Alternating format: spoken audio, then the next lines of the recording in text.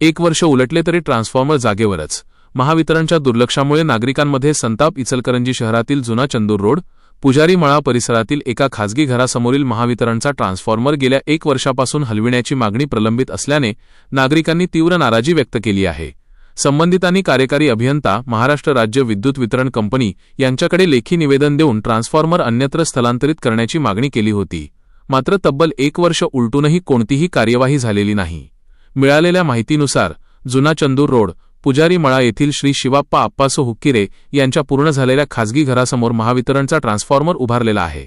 या घरात लहान मुले वास्तव्यास असून घरात ये-जा करताना तसेच बाहेर खेळताना त्यांना संभाव्य धोका निर्माण होत असल्याची तक्रार करण्यात आली आहे। त्यामुळे संबंधितांनी महावितरणकडे ट्रान्सफॉर्मर सुरक्षित ठिकाणी स्थलांतरित करण्याची लेखी मागणी केली होती।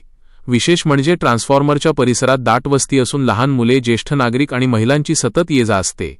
त्यामुळे कोणतीही दुर्घटना घडल्यास त्याची जबाबदारी कोण घेणार असा सवाल स्थानिक नागरिक उपस्थित करत आहेत। वारंवार पाठपुरावा करूनही महावितरण प्रशासनाने याकडे दुर्लक्ष केल्याचा आरोप नागरिकांनी केला आहे।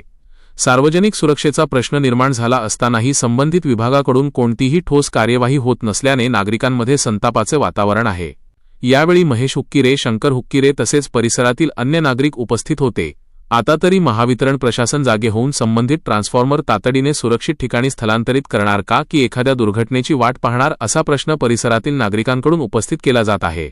पत्रकार संतोष मोकाशी, मायनगरी न्यूज, इचलकरंजी।